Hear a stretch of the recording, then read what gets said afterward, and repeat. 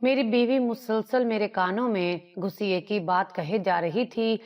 बस इस बार जो आपके अब्बा की पेंशन आएगी उसमें से मैं अपने लिए 2-3 जोड़े खरीदूंगी। मेरा सर दुखने लगा था। मैंने उसके सामने हाथ जोड़ दिए और उससे कहा, ठीक है, अब बस कर जाओ। मैंने तुम्हारी बात पूरी सुन ली है। मैं अम्मा से इस बारे में जरूर बात करूंगा। मुझे यकीन है कि वो तुम्हें पैसे दे देंगी। मेरी तसल्ली देने पर भी वो सुकून से ना बैठी और बेचैनी से पहलू बदल कर रह गई। हमारी शादी को 3 साल गुजर गए हैं और 3 सालों से मैं आपकी अम्मा की हालत देख रही हूँ। मजाल है जो उन्होंने कभी एक फूटी कौड़ी भी हम लोगों पर खर्च करना जरूरी समझा हो। हम उनकी तमाम जरूरियात पूरी करते हैं, खाने पीने से लेकर सोने तक हर चीज का ख्याल रखते हैं। लेकिन मजाल है जो कभी उन्होंने हमें एक पैसा भी दिया हो।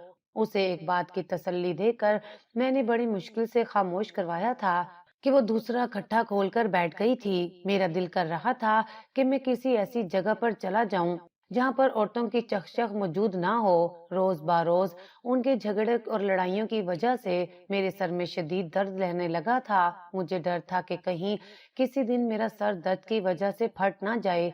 अभी भी कोफत से मैं कमरे से बाहर निकल गया। मेरा रुख अम्मा की कमरे की तरफ था। मैं उसके पास जाकर बैठा तो उन्होंने प्यार से मेरे चेहरे पर हाथ फेरा और मुझे कहने लगी कि बस 2 महीने ही रह गए हैं, फिर मेरे पास पैसे पूरे हो जाएंगे और मैं उम्रे पर चली जाऊंगी। उसके बाद उन्होंने खुशी और मुसर्रत भरे अंदाज से आंखें बंद कर ली और मीठे लहजे में बोली कि इतने अरसे से मैं वहां जाने के ख्वाब देख रही हूँ। अब वो वक्त दूर नहीं है जब मेरा ख्वाब पाए तकमील तक पहुंच जाएगा। मैंने बड़ी मुश्किल से अम्मा की ये सारी गुफ्तगू सुनी थी। मुझे इस तरह की बातों में जरा भी दिलचस्पी नहीं थी। फिर मैं अपने मुद्दे पर आया और अम्मा को बोला कि दरअसल सारा को कुछ पैसे चाहिए हैं। उसने अपने लिए जोड़े खरीदने हैं। वो चंद लम्हों तक मेरे चेहरे की तरफ देखती रही और मुझे कहने लगी, तुम्हारी तनख्वाह आ जाएगी तो उसमें से लेकर दे देना, इसमें कौन सी बड़ी बात है। मेरे माथे पर गुस्से से बल पड़ गए थे। उन्हें अच्छी तरह से पता था कि मैं उनके पास किस लिए आया हूँ। इसके बावजूद भी वो बात को घुमा रही थी। इससे पहले कि मैं मजीद कुछ कहता, उन्होंने हाथ उठाकर मुझे खामोश रहने का इशारा किया और प्यार से कहने लगी, बस बेटा, सिर्फ 2 महीनों का वक्त मुझे दे दो। उसके बाद मैं अपने ख्वाब की तकमील पूरी करने के लिए चली जाऊंगी। मेरे पीछे जितने भी पैसे आएंगे उन पर सिर्फ और तुम दोनों का ही हक होगा। लेकिन फिलहाल के लिए मुझसे इस किस्म का कोई भी सवाल ना करो। उन्होंने दो टोक अंदाज में मुझे इनकार कर दिया था। मुझे बहुत गुस्सा आ रहा था और तकलीफ भी महसूस हो रही थी। अरे उनके लिए मैंने क्या कुछ नहीं किया था। मगर अब जब मैं उनसे पैसों का मुतालबा करने के लिए गया था तो उन्होंने मुझे तारीख दे दी थी। गुस्से से मैं कमरे में दाखिल हुआ तो बीवी मेरा चेहरा देखकर अंदाजा लगा चुकी थी कि अम्मा ने पैसे देने से इनकार कर दिए हैं। वो जल्दी से मेरे पास आई और मुझे माँ के खिलाफ भड़काते हुए कहने लगी, आपकी माँ को शुरू से ही आपकी जात में कोई दिलचस्पी नहीं है। देखें, उन्होंने आपकी बात का मान भी नहीं रखा। मैं कहती हूँ कि बेशक वो बाद में पैसे ना देती, लेकिन कम से कम अभी आपको तसल्ली तो दे देती।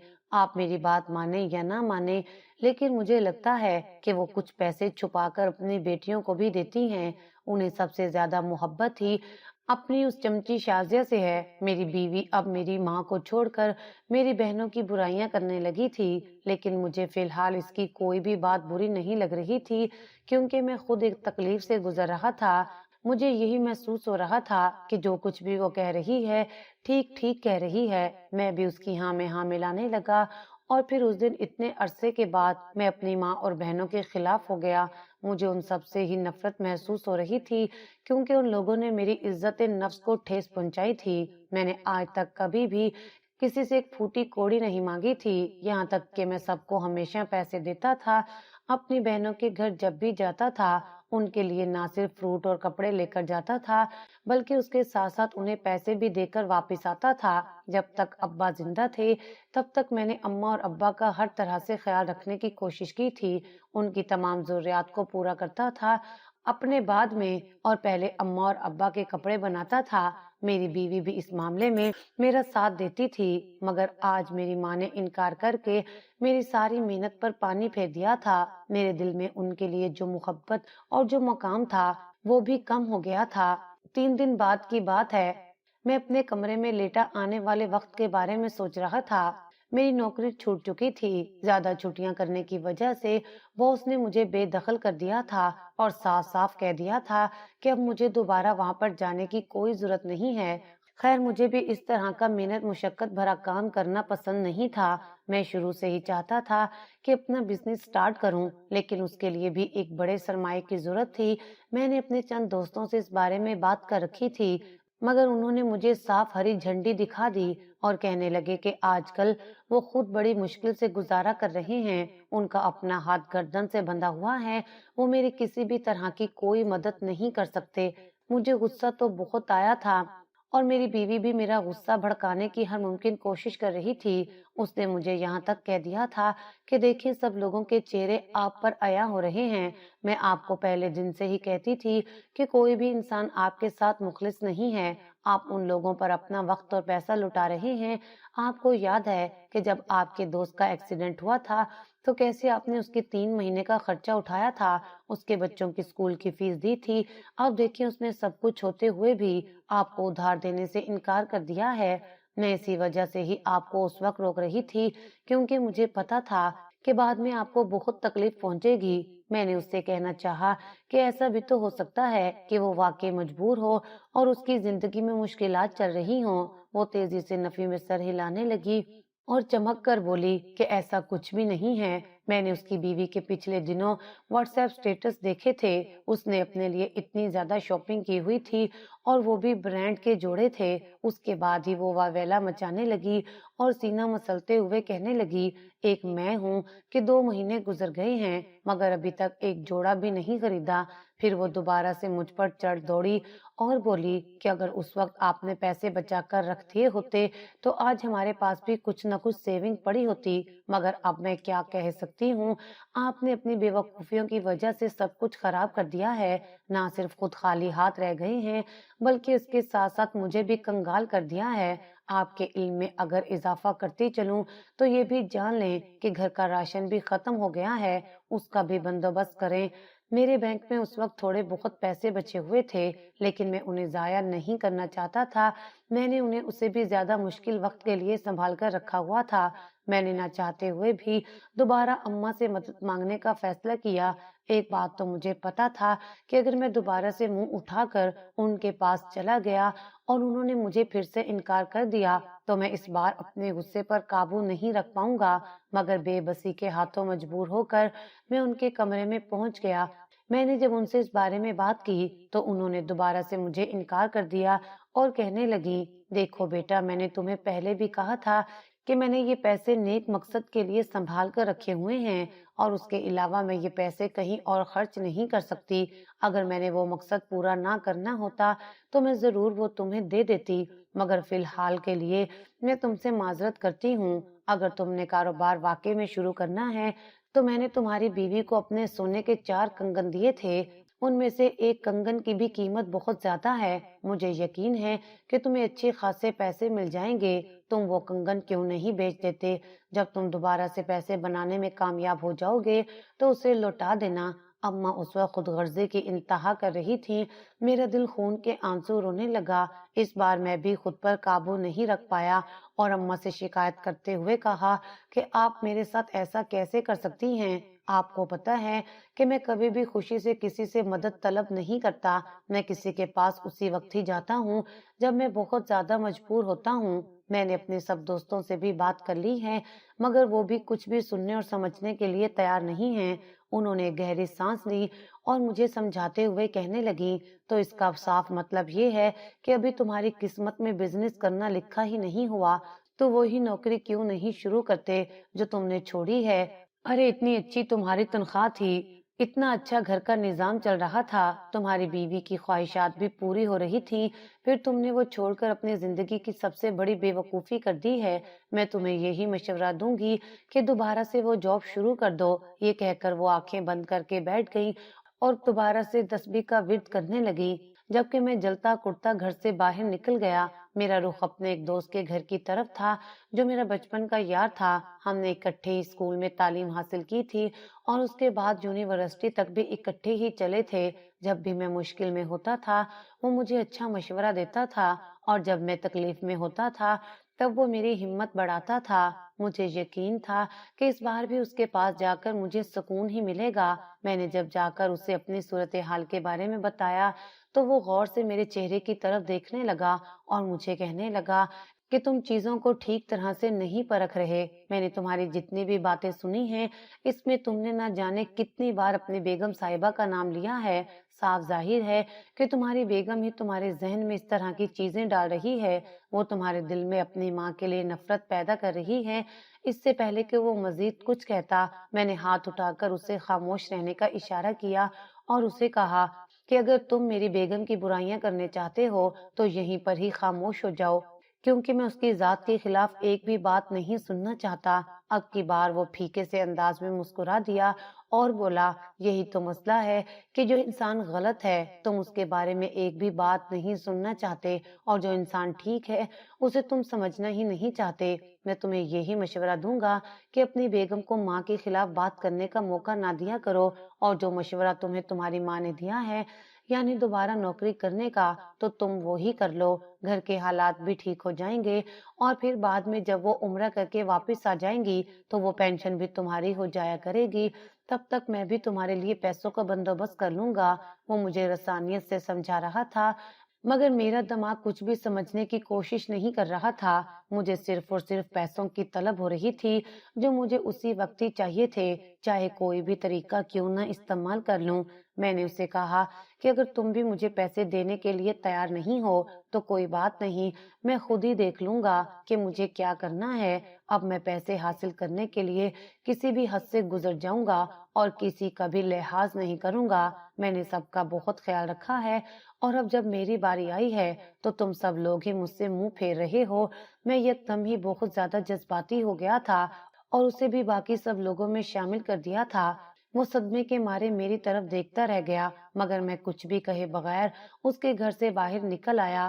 دل تھا کہ بہت زیادہ پریشان تھا، ایک لمحے کے لیے بھی چین نصیب نہیں ہو رہا تھا، سمجھ نہیں آ رہی تھی کہ کیا کروں۔ ایک بینچ خالی دیکھا تو وہیں پر جا کر بیٹھ گیا، اپنے رب سے فریاد کرتے ہوئے کہا، اے اللہ، ہمیشہ میرے ساتھ ہی ایسا کیوں ہوتا ہے؟ جب بھی مجھے کسی کی ضرورت ہوتی ہے تو لوگ میرا ساتھ کیوں چھوڑ دیتے ہیں، جبکہ میں نے تو ہمیشہ ہی لوگوں کی مدد کی۔ میرا دل کر رہا تھا کہ میں ارسل سے اپنے وہ تمام پیسے سود سمیت واپس لوں جو میں نے اسے اس وقت دیے تھے جب وہ بیماری کی حالت میں تھا۔ اس کے علاوہ بھی میرے اور بھی بہت سارے دوست ہیں جن کی میں نے مدد کی ہوئی تھی مگر اب وہ مجھے ایک پھوٹی کوڑی بھی دینے کے لیے تیار نہیں تھے۔ وہاں پر بیٹھے ہوئے تھوڑی ہی دیر گزری تھی جب مجھے یوں محسوس ہوا کوئی میرے قریب آ کر کھڑا ہو۔ میں نے گردن اٹھا کر دیکھی تو ایک لمحے کے لیے میرا دل دہل گیا۔ میرے بہت ہی قریب ایک آدمی کھڑا تھا جس کے بال بکھرے ہوئے تھے، اس نے پھٹا ہوا مگر صاف لباس پہنا ہوا تھا اور ہاتھ میں ایک چھڑی اٹھا رکھی تھی، یقیناً یہ کوئی فقیر تھا۔ وہ مجھے دیکھ کر مسکرایا اور بولا، اللہ تعالیٰ اپنے سب سے پسندیدہ بندوں پر ہی آزمائش لاتا ہے، تم اسے اللہ تعالیٰ کی آزمائش سمجھو اور صبر کا مظاہرہ کرو، کیونکہ جلد بازی شیطان کا کام ہے اور جلد بازی کی وجہ سے انسان ہمیشہ ہی خسارے میں رہتا ہے۔ میں نے اسے کہا کہ تم کون ہو اور کس خوشی میں مجھے مشورے دے رہے ہو؟ مجھے تمہاری کسی بھی نصیحت کی ضرورت نہیں ہے، مجھے مشورہ دینے سے بہتر ہے کہ جاؤ اور لوگوں کے در پر جا کر بھیک مانگو تاکہ رات کا کھانا تمہیں نصیب ہو سکے۔ اگر میرے ساتھ ہی بیٹھے باتیں کرتے رہے تو تمہارے پاس بھی کچھ نہیں بچے گا اور رات کو بھوکے سو جاؤ گے۔ وہ دوبارہ سے ہلکا سا ہنسا اور بولا کہ مجھے کبھی بھی روزی روٹی کی فکر نہیں ہوئی، کیونکہ مجھے پتا ہے کہ میرے رب نے میرا رزق لکھ دیا ہے جو مجھے ہر حال میں ہی مل کر رہے گا۔ اس کے لیے مجھے جو تھوڑی بہت محنت کرنی پڑتی ہے وہ بھی میں کر لیتا ہوں، مگر تم اپنی فکر کرو جو اس وقت الجھنوں کے جال میں پھنسا ہوا ہے اور جسے یہ سمجھ نہیں آ رہی کہ کون اس کا مخلص ہے اور کون اس کے خلاف ہے۔ بیٹا، میری ایک بات ہمیشہ یاد رکھنا کہ وہ انسان ساری عمر خسارے میں رہتا ہے جسے یہ پتہ نہ ہو کہ کون اس کے ساتھ اچھا کر رہا ہے اور کون اس کے ساتھ برا کر رہا ہے۔ अगर तुमने कामयाब जिंदगी गुजारनी है और ये चाहते हुए कि खुशियां तो तुम्हारे दर पर खड़ी रहें, तो उसके लिए तुम्हें लोगों को पहचानना सीखना होगा। जज्बात की ऐनक अपनी आंखों के सामने से हटा दो और हकीकत की ऐनक लगा लो, क्योंकि जज्बात इंसान को हमेशा ही वो काम करने पर मजबूर करते हैं जो उसके लिए ठीक नहीं होते। जज्बात की रो में कभी कभार इंसान इस कदर बह जाता है कि वो ठीक और गलत का तस्वुर ही नहीं कर सकता। उसे सिर्फ और सिर्फ खुशी और वक्ती सुकून चाहिए होता है, जो उसे मिल तो जाता है लेकिन वो ज्यादा अरसे तक उसके पास ठहर नहीं सकता। अगर तुम चाहते हो कि तुम्हें अब्दी सुकून मिले, तो उसके लिए तुम्हें सबसे पहले सब्र करना होगा, चीजों को परखना होगा, जानना होगा और फिर उसके बाद फैसला करना होगा। यूं किसी की बातों में आकर जिस बात में फैसला करने वाले लोग तो सारी उम्र के लिए पछतावे से हाथ मलते रह जाते हैं। तुम्हारे हिस्से में कुछ भी नहीं आएगा, सिर्फ और सिर्फ गम ही तुम्हारे मुंतजिर रहेंगे। इससे पहले कि वो मजीद कुछ कहता, मैं हलक के बल चिल्लाया और उसे डांटते हुए कहा, अपनी बकवास बंद करो। मैं कब से ये सब बर्दाश्त कर रहा हूँ, मुझ में अब मजीद हिम्मत नहीं है। पहले ही मेरे सर में शदीद दर्द हो रहा है। अगर तुमने अपने मुंह से मजीद एक भी लफ्ज निकाला तो मैं तुम्हारा सर खोल दूंगा। मेरी हिम्मत अब जवाब दे चुकी थी और मैं दोबारा से गुस्से में आ गया था। उसने मेरे कंधे पर हाथ रखा तो मेरे वजूद को एक झटका लगा। वो गुस्सा जो थोड़ी देर पहले मेरे सर पर चढ़कर नाच रहा था, वो यकदम ही उतर गया था और मैं काफी पुरसुकून महसूस करने लगा था। ये एक अनोखी तब्दीली थी जो मैंने जिंदगी में पहली बार खुद में महसूस की थी, वरना अक्सर तो ऐसा होता था कि गुस्सा न जाने कितने दिन मेरे सर पर चढ़ा रहता था और मैं खुद को तकलीफ पहुंचाता रहता था। ऐसी चीजों के बारे में सोचता रहता था जिनका कोई तस्वुर, कोई मकसद ही नहीं है। पुरसुकून हो जाओ बच्चे, पुरसुकून हो जाओ और अपनी माँ को समझने की कोशिश करो। कोई भी माँ अपने बेटे के लिए बुरा नहीं सोच सकती और ना ही कोई अपने बच्चे की खुशियां खाने की ख्वाहिश रखती है। उनकी मजबूरी है जिसकी वजह से वो तुम्हें इनकार कर रही हैं। तुम उनकी मजबूरी को समझो और जहां तक कि तुम्हारी ख्वाहिशात का सवाल है तो कारोबार तो तुम बाद में भी शुरू कर सकते हो। फिलहाल के लिए थोड़ा सा सब्र कर लो और अल्लाह ताला की रहमत पर यकीन रखो। मैं हैरान हो रहा था कि उसे इस चीज के बारे में कैसे पता। मैं उसे पूछना चाहता था लेकिन अब की बार मेरे मुंह से अल्फाज ही नहीं निकल रहे थे। मैं कोशिश के बावजूद भी कुछ बोल नहीं पा रहा था। अब मुझे उस इंसान के वजूद से खौफ महसूस होने लगा था।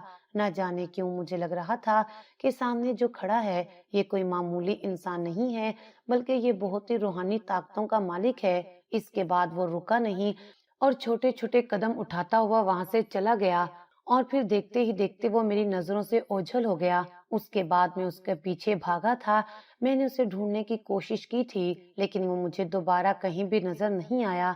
न जाने उसे जमीन खा गई थी या आसमान निगल गया था। यूं लग रहा था जैसे वो पलक झपकते ही किसी और ही दुनिया में चला गया हो। मेरे सर में शदीद दर्द होने लगा था। उसकी बातें बार बार मेरे जहन में गर्दिश कर रही थी। उसने मुझे सब्र करने का कहा था और उसके अलावा जज्बात पर काबू पाने की भी हिदायत दी थी। मैंने फैसला किया था कि अब ऐसा ही करूंगा, लेकिन अपने फैसले पर ज्यादा देर तक मैं कायम नहीं रह सका।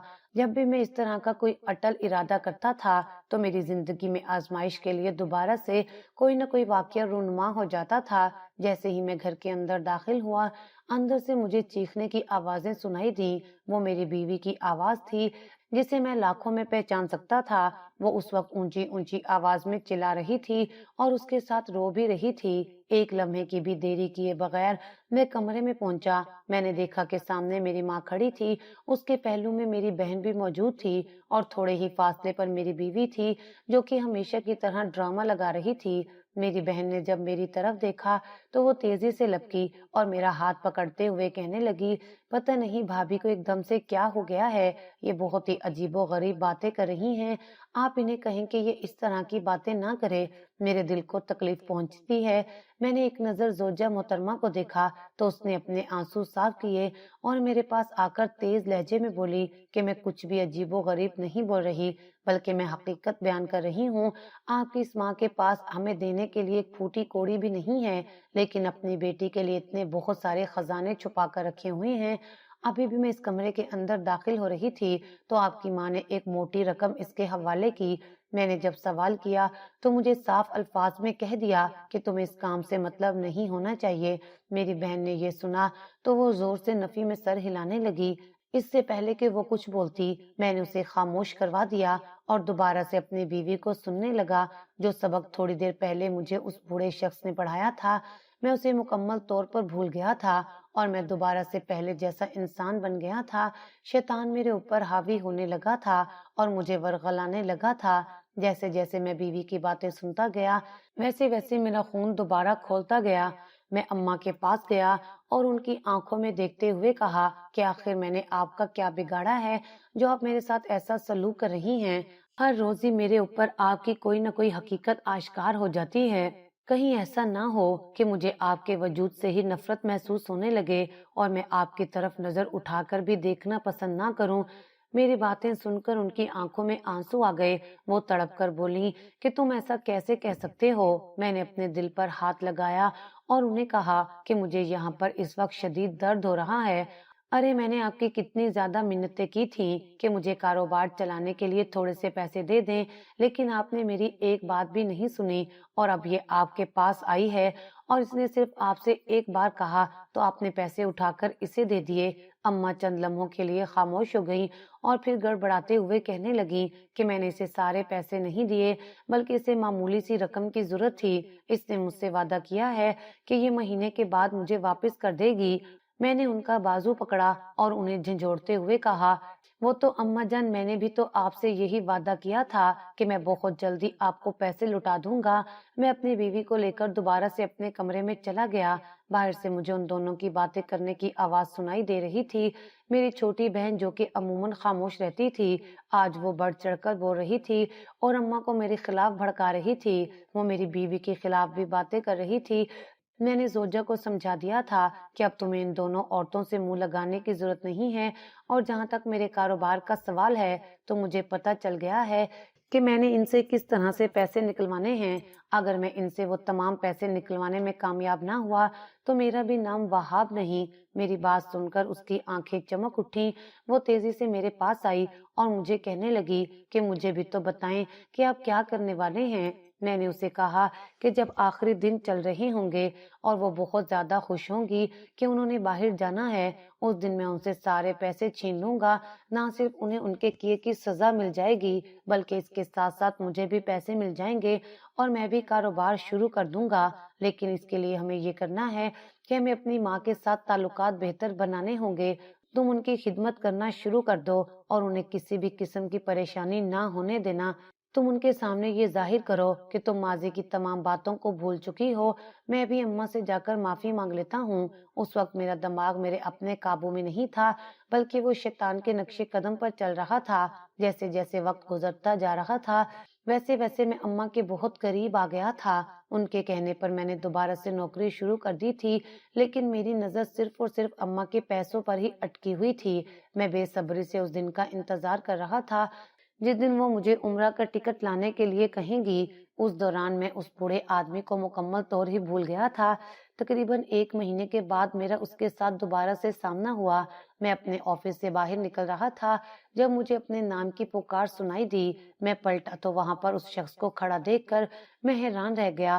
ایک لمحے کی دیری کیے بغیر میں اس کے پاس گیا اور اس سے کہا تم اس دن ایک دم سے کہاں چلے گئے تھے اور تمہیں کیسے پتا تھا کہ میرا اپنی ماں کے ساتھ جھگڑا چل رہا ہے؟ اس نے میرے ان تمام سوالات کو مکمل طور پر نظر انداز کیا۔ اس کے چہرے پر پریشانی کے تاثرات تھے۔ وہ مجھے کہنے لگا کہ تم کوئی بھی ایسی حرکت نہ کرنا کہ جس کے بعد تمہیں بد دعا لگے یا تم ساری عمر کے لیے پچھتاتے رہو۔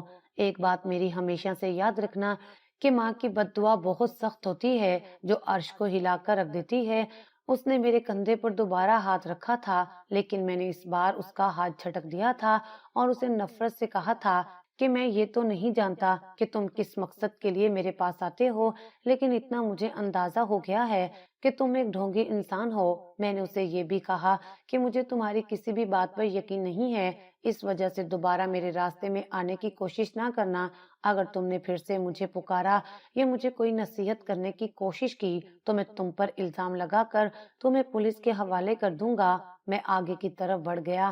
پیچھے سے مجھے اس کی آخری آواز سنائی دی وہ یہ تھی کہ اس نے مجھے کہا تھا کہ تم میرا کچھ بھی نہیں بگاڑ سکتے کیونکہ میری حفاظت کے لیے میرا رب موجود ہے، مگر تم اپنے ساتھ بہت غلط کر رہے ہو، ابھی بھی وقت ہے، سنبھل جاؤ، تمہیں ہر بار ہی اشارہ ملتا ہے لیکن تم فائدہ نہیں اٹھاتے بلکہ مزید اس دلدل میں دھستے چلے جاتے ہو، تم سے بڑا بدقسمت میں نے اپنی ساری زندگی میں نہیں دیکھا۔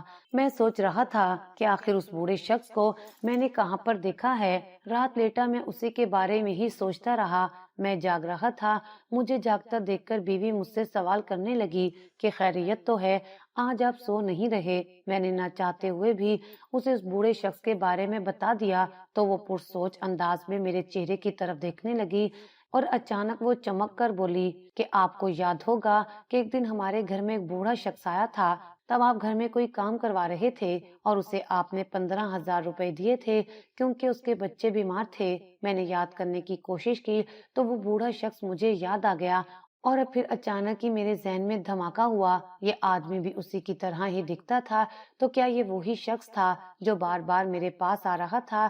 میں نے بیوی کو کہا کہ اگر اس نے میری کوئی مدد کرنی ہے کہ وہ مجھ سے لیا ہوا ادھار مجھے واپس دے دے، کم از کم مجھے نصیحتیں تو نہ کیا کرے۔ جواب میں اس نے لا علمی کا اظہار کر دیا۔ میں نے اسے دوبارہ سے ماں کے بارے میں سوال کیا کہ ان کے ساتھ تمہارے تعلقات تو ٹھیک ہیں؟ وہ زور و شور سے سر ہلانے لگی اور میرے علم میں اضافہ کرتے ہوئے بولی کہ آپ کی بہن نے جو ادھار لیا تھا وہ بھی واپس ہو گیا ہے، یعنی وہ پیسے بھی اب ہمیں ہی ملیں گے۔ کافی دنوں بعد کی بات ہے، ہم سب لوگ صحن میں بیٹھے ہوئے تھے، بہن اور بہنوئی بھی آئے ہوئے تھے، میں ان سے سیاست کے بارے میں گفتگو کر رہا تھا جب اچانک امی کہنے لگی کہ بیٹا میرے عمرے کے ٹکٹ اب مجھے لا کر دے دو کیونکہ میرے پاس پیسے جمع ہو ہی گئے ہیں۔ ہم دونوں نے چونک کر اماں کی طرف دیکھا، میں اندازہ نہیں لگا پایا تھا کہ وہ مجھے کہہ رہی ہیں یا بہنوئی کو کہہ رہی ہیں، اور یہ دیکھ کر میرا سینہ فخر سے تن گیا کہ وہ مجھ سے مخاطب تھی اور مجھے ہی ٹکٹ لانے کے لیے کہہ رہی تھی۔ میں نے انہیں کہا کہ آپ کو فکر مند ہونے کی ضرورت نہیں ہے، بس کل ہی پیسے آپ میرے حوالے کر دیجیے گا، میں آپ کا کام کر دوں گا۔ وہ بچوں کی طرح خوش ہو رہی تھیں، آج سے پہلے ان کے چہرے پر اس قدر خوشی میں نے نہیں دیکھی تھی۔ وہ بہنوں سے مخاطب ہوتے ہوئے کہنے لگی، دیکھا بیٹا، میں نے تمہیں کہا تھا کہ ایک دن میرا یہ خواب ضرور پورا ہوگا، تمہیں نہیں پتا کہ میں بچپن سے بے صبری سے اس دن کا انتظار کر رہی ہوں۔ پہلے تو گھر کے حالات ہی بہت زیادہ خراب تھے، بچوں کی بھی ذمہ داریاں تھیں، پھر بعد میں تمہارے سسر بھی اس دنیا سے رخصت ہو گئے، اب ان کی ہی پینشن سے میں اتنا بڑا مقصد حاصل کرنے میں کامیاب ہو رہی ہوں۔ میرے دل میں ایک دم سے یہ بات آ گئی کہ میں اپنی ماں کے ساتھ بہت بڑی زیادتی کر رہا ہوں، لیکن دوسرے ہی لمحے شیطان دوبارہ سے مجھ پر حاوی ہو گیا۔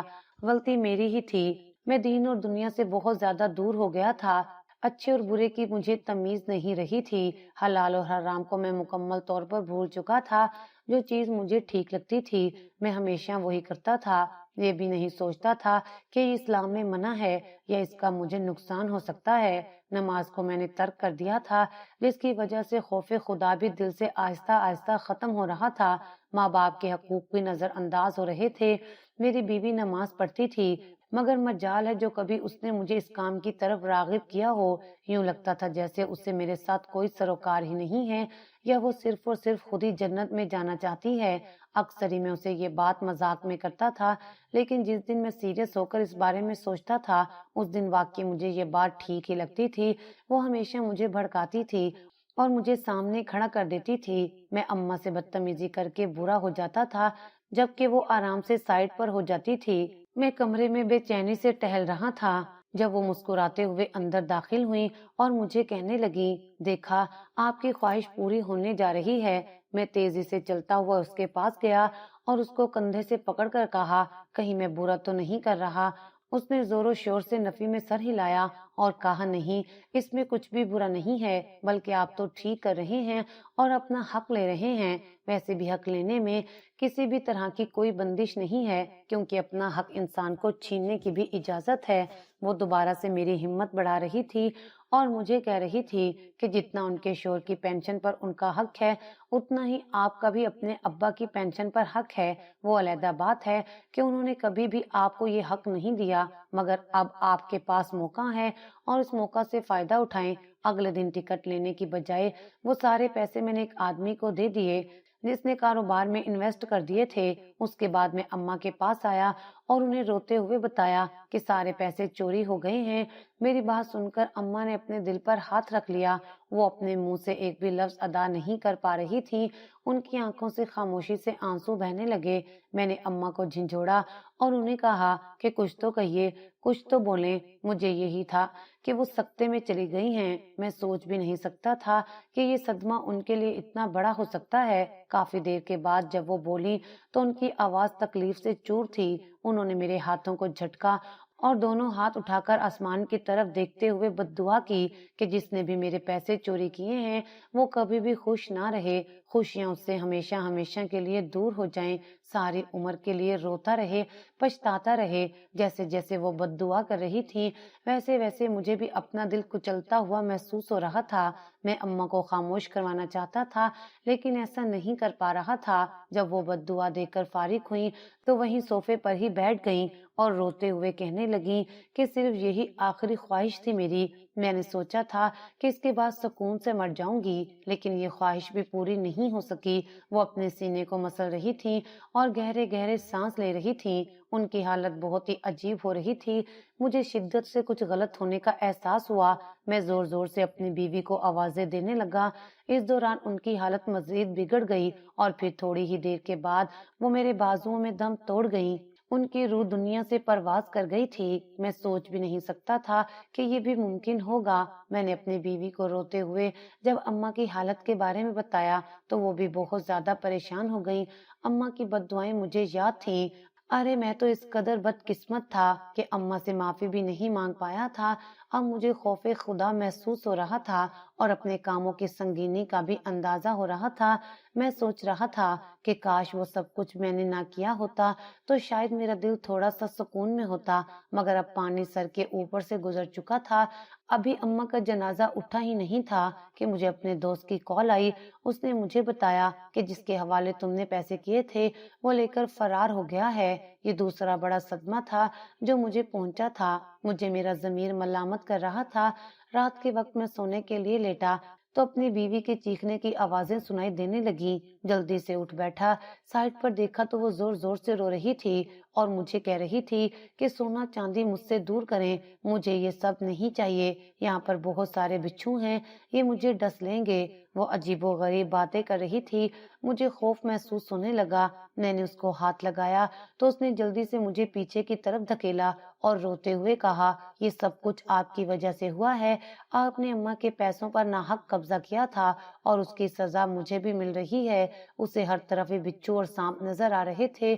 پوری رات ہی وہ روتی رہی، چیختی رہی اور صبح کے وقت خاموشی سے وہ بھی اس دنیا سے رخصت ہو گئی۔ یہ تیسرا بڑا صدمہ تھا جو مجھے اس دن ملا تھا۔ میری سب سے محبوب بیوی، جس سے میں نے بے تحاشا محبت کی تھی اور جسے میں نے اپنا سب کچھ سمجھا تھا، وہ بھی مجھے چھوڑ کر دنیا سے جا چکی تھی۔ رونے کے علاوہ میرے پاس دوسرا کوئی راستہ نہیں تھا۔ میری بہن شام کے وقت میرے پاس آئی اور خاموشی سے میرے چہرے کی طرف دیکھتی رہی۔ پھر جب وہ بولی تو اس کی بات سن کر میرا دل تیزی سے دھڑکا تھا۔ اس نے مجھے کہا، کیا آپ نے اماں کے ساتھ کسی قسم کی زیادتی کی تھی؟ میں نے اسے روتے ہوئے بتایا تو وہ خوف زدہ ہو گئی اور مجھے کہنے لگی کہ اماں کی بد دعا ہی لگی ہے، اب ساری زندگی کے لیے خوشیاں آپ سے روٹ جائیں گی۔ میں نے اس سے روتے ہوئے پوچھا کہ اب میں کیا کروں؟ اس نے مجھے کہا کہ اب آپ کچھ بھی نہیں کر سکتے سوائے اس کے کہ اماں کی قبر پر جائیں، ان کے لیے روز فاتحہ پڑھا کریں اور اپنے رب سے معافی مانگا کریں۔ ہو سکتا ہے کہ اس سے آپ کو تھوڑا سا سکون نصیب ہو جائے اور آپ کی تکلیف دور ہو جائے۔ جیسے جیسے وقت گزرتا جا رہا تھا ویسے ویسے میرا پچھتاوا بھی بڑھتا جا رہا تھا۔ میں روز اماں کی قبر پر جاتا تھا لیکن اس کے باوجود بھی مجھے سکون نہیں ملتا تھا۔ اب میرے سر میں ایک عجیب سا درد شروع ہو گیا تھا۔ اچانک ہی وہ درد اٹھتا تھا اور نہ جانے کتنے کتنے گھنٹوں تک رہتا تھا۔ میرا سر پھٹنے والا ہو جاتا تھا۔ جب میں ڈاکٹر کے پاس گیا اور اسے اس بارے میں بتایا، ٹیسٹ کرنے کے بعد اس نے مجھے یہی کہا کہ تم بالکل نارمل ہو، تمہیں کسی قسم کا کوئی مسئلہ نہیں ہے۔ اس نے مجھے کچھ دوائیاں دی تھیں لیکن اس سے بھی فرق نہیں پڑا تھا۔ میری زندگی ذلت بھری ہو چکی تھی۔